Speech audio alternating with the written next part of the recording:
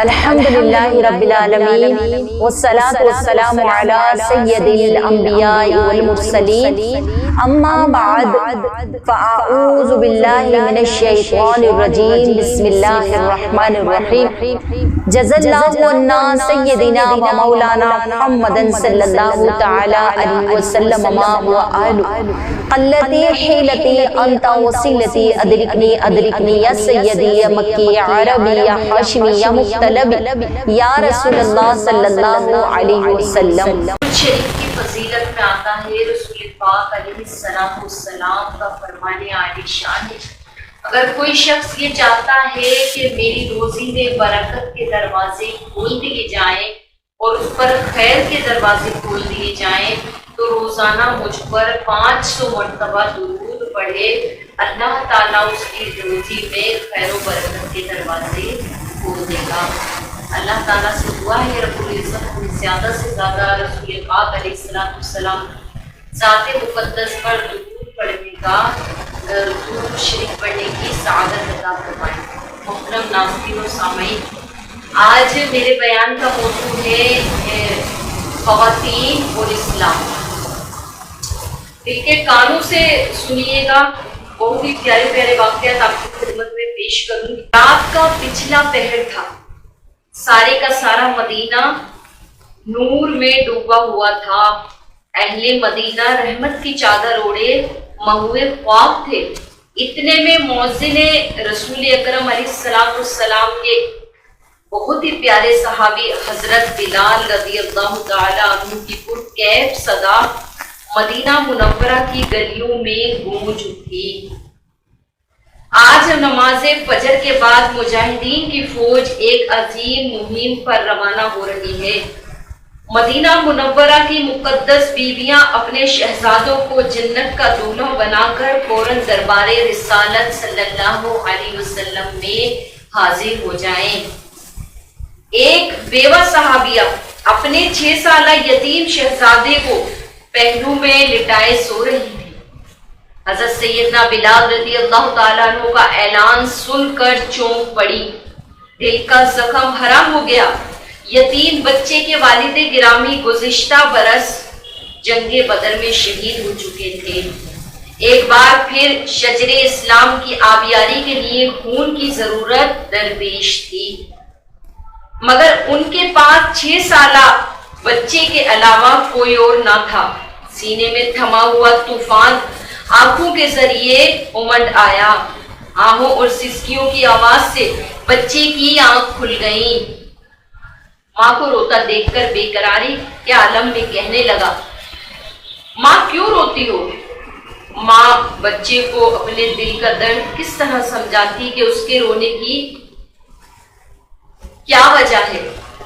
بچے کا اسرار بڑھتا ہی گیا، بالآخر ماں نے بچے کو بہلانا شروع کر دیا، مگر ماں کا درد جاننے کے لیے بچہ باضد تھا۔ آخرکار ماں نے اپنے جذبات پر بہت ہی اطمینان سے قابو پاتے ہوئے کہا، بیٹا ابھی حضرت بلال رضی اللہ تعالیٰ عنہ نے اعلان کیا ہے، مجاہدین کی فوج میدان جنگ کی طرف روانہ ہو رہی ہے۔ آقا نامدار صلی اللہ علیہ وسلم نے اپنے جانثار طلب فرمائے ہیں۔ کتنی خوش وقت ہوں گی وہ مائیں جو آج اپنے شہزادوں کو جنت کا دولہا بنا کر اور رسول پاک علیہ السلام میں حاضر ہو جائیں گی اور یہ التجائیں کر رہی ہوں گی کہ یا رسول اللہ صلی اللہ علیہ وسلم اپنے جگر باروں کو آپ کے قدموں پر نثار کرنے کے لیے حاضر ہیں۔ آقا رسول پاک صلی اللہ علیہ وسلم ہماری حقیر قربانیاں قبول فرما لیجئے۔ سرکار عمر بھر کی محنت وصول ہو جائے گی، اتنا کہہ کر ماں ایک بار پھر رونے لگی اور بھرائی ہوئی آواز میں کہا، کاش میری گود میں بھی کوئی جوان بیٹا ہوتا، تیرے پاس بھی کوئی جوان اولاد ہوتی تو میں اپنا نذرانہ شوق لے کر آقا رسول پاک علیہ السلام کی بارگاہ میں حاضر ہو جاتی۔ اور پھر یہ کہہ کر ماں زاروں قطار رونے لگی، بچے کا ایمان دیکھیے اور جذبہ دیکھیے. 6 سالہ شہزادہ کیا جواب دیتا ہے، ذرا غور سے سنیے گا. بچے نے کہا ماں اگر میں جوان نہیں تو کیا ہوا، آپ مجھے ہی رسول پاک علیہ السلام کے قدموں پر نثار کر دیجئے گا. ماں نے کہا بیٹا وہاں پر خون خار دشمنوں سے پالا پڑتا ہے، تم تلوار کی کاٹ برداشت نہیں کر سکو گے. بچے نے ضد کرتا رہا، روتا رہا. بالآخر ماں کو ہتھیار ڈالنے ہی پڑے. نماز فجر کے بعد مسجد نبوی شریف میں صحابہ علیہ السلام باہر موجود تھے اور مسجد نبوی کے باہر میدان میں مجاہدین کا ہجوم لگ چکا تھا. ان سے فارغ ہو کر رسول پاک علیہ السلام تشریف لا رہے تھے کہ ایک باپردہ خاتون پر نظر پڑی جو اپنے 6 سال کے بچے کو ایک طرف لے کر کھڑی ہوئی تھی. شاہ موجودات صلی اللہ علیہ وسلم نے آقا بلال رضی اللہ تعالیٰ عنہ سے فرمایا حضرت بلال آپ ان کی آمد کا سبب دریافت کیجئے کہ یہ خاتون چھوٹے بچے کو لے کر کیوں آئی ہیں. حضرت بلال رضی اللہ تعالیٰ عنہ اطمینان سے قریب گئے، نگاہیں جھکا کر آنے کی وجہ دریافت کی. خاتون نے کھرائی ہوئی آواز میں جواب دیا آج رات کے پچھلے پہر آپ اعلان کرتے ہوئے میرے غریب خانے کے پاس سے تشریف لے کر گزرے تھے. اعلان سن کر میرا دل تڑپ اٹھا. میرے گھر میں کوئی جوان نہیں جس کا نذرانہ شوق لے کر حاضر ہوتی، فقط میری گود میں یہی ایک 6 سالہ یتیم بچہ ہے جس کے والد گرامی گزشتہ سال جنگ بدر میں جام شہادت نوش کر چکے ہیں.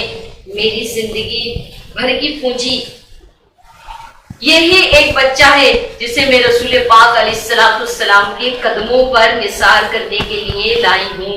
حضرت بلال نے اس بچے کو بہت ہی پیار سے اپنی گود میں اٹھایا، بارگاہ رسالت صلی اللہ علیہ وسلم میں سارا ماجرا عرض کر دیا. رسول پاک علیہ السلام نے بچے پر بڑی شفقت فرمائی مگر کمسنی کے سبب میدان جہاد میں جانے کی اجازت نہ دی. محترم ناظرین و سامعین دیکھیے کہ ان کے پاس اسی طرح ایک یعنی کہ آپ غور کریے کہ ایک ماں کا جذبہ دیکھیے کہ ہم اپنے بچوں کو چھپاتے ہیں، گرمی سے بچاتے ہیں، دھوپ سے بچاتے ہیں، بارش سے بچاتے ہیں، ہر مشکل سے بچاتے ہیں، لیکن ان کا جذبہ دیکھیے کہ وہ کون سا ایمان تھا ان لوگوں کے پاس. انہی کے بارے میں اللہ تعالیٰ قرآن مجید فرقان حمید میں کچھ اس طرح ارشاد فرماتا ہے. انہی لوگوں کے بارے میں یا ایھا الذین آمنوا اصبروا وصابروا ورابطوا واتقوا اللہ لعلکم تفلحون. اے ایمان والو صبر کرو اور صبر میں دشمنوں سے آگے رہو اور سرحد پر اسلامی ملک کی نگہبانی کرو اور اللہ سے ڈرتے رہو اس امید پر کہ فلاح پاؤ. محترم ناظرین و سامعین ایک بہت ہی مقدس واقعہ آپ کی خدمت میں پیش کروں گی. جنگ قادسیہ جو کہ امیر المومنین حضرت عمر رضی اللہ تعالیٰ عنہ کے دور خلافت میں لڑی گئی. حضرت سیدنا خنسہ رضی اللہ تعالیٰ عنہ چاروں شہزادوں سمیت شریک ہوئی. آپ رضی اللہ تعالیٰ عنہ نے جنگ سے ایک روز قبل اپنے چاروں شہزادوں کو اس طرح وصیت فرمائی کہ میرے پیارے شہزادوں تم اپنی خوشی سے مسلمان ہوئے اور اپنی ہی خوشی سے تم نے ہجرت کی. اس ذات کی قسم جس کے سوا کوئی معبود نہیں، تم ایک ہی ماں باپ کی اولاد ہو. میں نے تمہارے نسب کو خراب نہیں کیا. تمہیں معلوم ہے اللہ رب العزت نے کفار سے مقابلہ کرنے میں مجاہدین کے لیے عظیم الشان ثواب تیار کر رکھا ہے. یاد رکھو آخرت کی باقی رہنے والی زندگی دنیا کی فنا ہونے والی زندگی سے بہت بہتر ہے. سنو قرآن پاک میں 12 नंबर 4 सूरह आले इमरान की आयत नंबर 200 में इरशाद होता है, ऐ ईमान वालों सब्र करो और सब्र में दुश्मनों से आगे रहो और सरहद पर इस्लामी मुल्क की निगरानी करो इस उम्मीद पर कि तुम फलाह पाओ। सुबह को बड़ी होशियारी के साथ जंग में शिरकत करो और दुश्मनों के मुकाबले में अल्लाह से मदद तलब करते हुए आगे रहो। जब तुम देखो कि लड़ाई जोर पर आ गई, इसके शोले भड़कने लगे हैं, तो इस शोला जन आग में कूद जाना और काफिरों के सरदार का मुकाबला करना। इंशाअल्लाह ताला रब्बुल इज्जत तुमको इज्जत व इकराम के साथ जन्नत में दाखिल फरमाएगा। जंग में हजरत सैयदना हंसा रज़ियल्लाहु ताला अन्हु के चारों शहजादों ने बढ़ चढ़कर हिस्सा लिया और खूब मुकाबला किया और एक के बाद दीगर जामे शहादत नोश कर गए। जब इनके वालिदा मोहतरमा को उनकी शहादत की खबर पहुंची तो उन्होंने बजाय वाविला मचाने के उस प्यारे अल्लाह का शुक्र अदा किया जिसने, और उन्होंने ये कहा कि अल्लाह रब्बुल इज्जत का लाख लाख शुक्र है कि जिसने मुझे 4 शहीदों की मां बनने का शर्फ अता फरमाया। गुलामाने मोहम्मद जान देने से नहीं डरते, ये सर कट जाए या रह जाए वो परवाह नहीं करते। मोहतरम नाज़रीन और सामईन, उनके पास वो कौन सा ईमान था, वो कौन सा जज्बा था कि जिसके तहत वो अपने 6-6 साल के बच्चों को कुर्बान करने के लिए सिर्फ कि रसूल पाक अलैहिस्सलाम के ऊपर अपने 6 साल के बेटे को लेकर आ गई और आपने कहा कि नहीं मैं इसको कुर्बान करना चाहती हूँ। एक माँ है वो अपने 4 बेटों को, जवान बेटों को राह खुदा में कुर्बान करने के बाद ये कहती है कि अल्लाह ताला का शुक्र है कि जिसने मुझे 4 शहीद बेटों की माँ बनने का शर्फ हासिल किया, अता फरमाया। तो मोहतरम नाज़रीन, वो कामिल ईमान के मोमिन थे। उन्होंने आखिरत को, दुनिया के ऊपर आखिरत को तरजीह दी। रसूल पाक सल्लल्लाहु अलैहि वसल्लम के इश्क में डूबे हुए थे। वो इस्लाम से सच्ची मोहब्बत करते थे। देखिए, ये भी तो औरतें थी कि जिन्होंने इस्लाम के लिए कितनी बड़ी बड़ी कुर्बानियां दी। और आज इस्लामाबाद की सड़कों पे चंद नाम नेहाद ख़वातीन निकल कर के ऐलान करती हैं कि मेरा जिस्म मेरी मर्जी, और गंदे गंदे नारे अपने पोस्टरों पे लिखकर और अपनी इज्जत का जनाजा निकालती हैं और इस्लाम को बदनाम करने की कोशिश करती हैं। चंद टकों के खातिर, चंद सिक्कों के खातिर पता नहीं कौन कौन सी तंजीमें उनके पीछे हैं जो गैर इस्लामी साजिशें कर रही है इस्लाम को दबाने के लिए। नाज़रीन और सामईन, ज़्यादा देर इसका मंचन बिक नहीं सकेगा और इंशाअल्लाह ताला अल्लाह ताला तो खुद कुरान मजीद फुरकान हमीद में इरशाद फरमाता है कि हक आया और बातिल मिट गया, बेशक बातिल को मिटना ही था। तो नाज़रीन और सामईन, अगर आप तारीख पे नजर डालें तो रसूल पाक सल्लल्लाहु अलैहि वसल्लम की आमद से कबल ख़वातीन की क्या इज्जत थी, क्या मकाम था। उनकी कोई जिंदगी, कोई औकात, कोई हैसियत नहीं थी। यकीन जानिए, औरत को एक पैर की जूती से ज्यादा कोई मकाम हासिल नहीं था। रसूल पाक सल्लल्लाहु अलैहि वसल्लम जब इस दुनिया में तशरीफ लाए तो सबसे पहले औरत को आजादी मिली। और वो किस तरह मिली कि जब हजरत सुवैबा रज़ियल्लाहु ताला अन्हु आपकी खबर लेकर अबू जहल के पास आई कि आपके यहाँ भतीजे की विलादत हुई है। अभी जो है जहल, जो रसूल पाक सल्लल्लाहु अलैहि वसल्लम का चचा था और पक्का काफिर था, तो उसने एक नबी की, उससे नहीं कि एक नबी की विलादत हुई है, उसने सुवैबा को आजाद कर दिया कि तूने मुझे मेरे भतीजे की इतला दी है कि मेरे भाई के यहाँ बेटे की विलादत हुई है, इस खुशखबरी के तहत मैं तुझे आजाद करता हूँ। तो रसूल पाक सल्लल्लाहु अलैहि वसल्लम ने जब इस दुनिया में जलवा फरमाया तो सबसे पहले औरत को आजादी हासिल हुई। तो नाज़रीन सामईन, वो किस किस्म की आजादी चाहिए, इन नाम नेहाद औरतों को कौन सी आजादी चाहिए।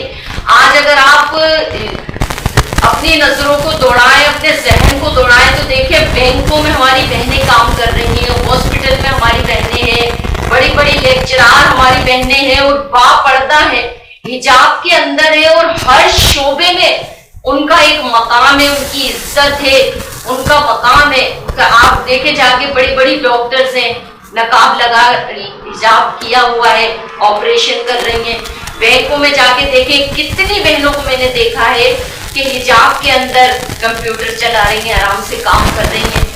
ہر جگہ ہر شعبے میں پردہ ہے، عزت ہے، مقام ہے، اور کون سی آزادی چاہیے، کون سا مقام چاہیے۔ اور اسلام سے پہلے عورت کا کیا مقام تھا، کیا حیثیت تھی؟ جب کوئی عورت بیوہ ہو جاتی تھی تو آپ یقین کریں کہ اس کے ساتھ کیا کیا جاتا تھا، آپ کو پتا ہے؟ اس کے ساتھ یہ کیا جاتا تھا کہ اس کو 3 سال کی عدت کروائی جاتی تھی اور ایک کمرے میں قید کر دیا جاتا تھا۔ نہ اسے نہانے کی ضرورت تھی، نہ اسے کنگھی کرنے کی ضرورت تھی، اور نہ ہی اسے کپڑے پہننے کی اجازت تھی۔ بہت سی خواتین ایسی ہوتی تھیں جو سسک کر اس کوٹھری میں مر جاتی تھی، اور جو بد نصیبی سے زندہ بچ کے باہر آ جاتی تھی تو 3 سال کے بعد اس کی عدت کا اعلان پتہ ہے کس طرح کیا جاتا تھا؟ کہ اس کے آنچل میں اونٹ کی میگنیاں ڈال کر کہا جاتا تھا پورے شہر کا چکر لگاؤ اور اونٹ کی میگنیاں اپنے اس طرح پیچھے پھینکتی جاؤ۔ یہ ہوتا تھا اس کی عدت کا اعلان۔ اور اسلام نے عورت کو یہ مقام دیا کہ جب وہ عدت سے اٹھتی ہے، آپ نے دیکھا نہیں کہ جب عورت عدت سے اٹھتی ہے تو سب سے پہلے اس کا بھائی اس کو عزت کے ساتھ اپنے گھر لے کر جاتا ہے، پھر اس کا بیٹا، پھر اس کے دوسرے رشتے دار، اس کو تحفے دیے جاتے ہیں، اس کی دل جوئی کری جاتی ہے، اسے بڑا پیار کیا جاتا ہے، کوئی اسے کوئی تحفہ دیتا ہے۔ یہ ہے اسلام۔ یہ اور اسلام سے پہلے ماؤں کو جوان بیٹے بازاروں میں لے جا کر فروخت کر دیتے تھے، اور بیٹی کی یہ عزت تھی کہ جب وہ پیدا ہوتی تھی تو زمین میں زندہ دگور کر دیا جاتا تھا، بیٹی کو ایک گالی سمجھا جاتا تھا۔ جب بھی کسی کی یہاں بیٹی پیدا ہوتی تھی زمین میں زندہ دفن کر دیا جاتا تھا۔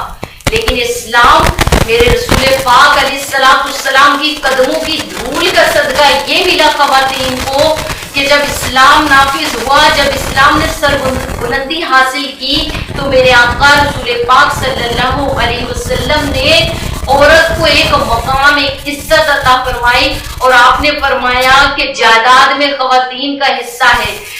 ہمارے اگر باپ کے گھر میں بیٹی ہے تو باپ کی جائیداد میں حصہ ہے، یعنی اگر شوہر کے گھر میں ہے تو پھر اس کو شوہر کی جائیداد میں بھی اس کا حصہ ہے، اور اگر بیوی کا مقام عطا ہو گیا اس کو، پھر اس کو بہن کا مقام بھی مل گیا، پھر اس کو بیٹی کا شرف بھی حاصل ہو گیا۔ لیکن آج ہماری بہنیں یہ جو کیا کہہ سکتے ہیں، ان کو اللہ تعالیٰ انہیں نیک ہدایت دے، اللہ تعالیٰ ان کو عقل سلیم عطا فرمائے۔ اس سے ہمارے ملک کا کیا معیار بنے گا؟ جو لوگ باہر ملکوں میں ہیں وہ کیا دیکھیں گے کہ یہ ہے مسلمان خواتین، یہ اسلام ہے۔ تو یقین جانے کہ ایک چند خواتین سے کوئی اسلام بدنام نہیں ہو جائے گا، اور نہ ہی ان کو نام نہاد عورتوں کو اس چیز کی اجازت دی جائے گی کہ وہ اسلام کا جنازہ اس طرح نکال سکیں۔ انشاءاللہ تعالیٰ ایسا ہو نہیں سکے گا، کیونکہ اسلام اتنا کمزور نہیں ہے۔ بڑی بڑی سازشوں کا سامنا کیا گیا، لیکن فتح ہمیشہ حق کی ہوئی ہے، اور اسلام کو ہی سربلندی حاصل ہوگی۔ اور انشاءاللہ تعالیٰ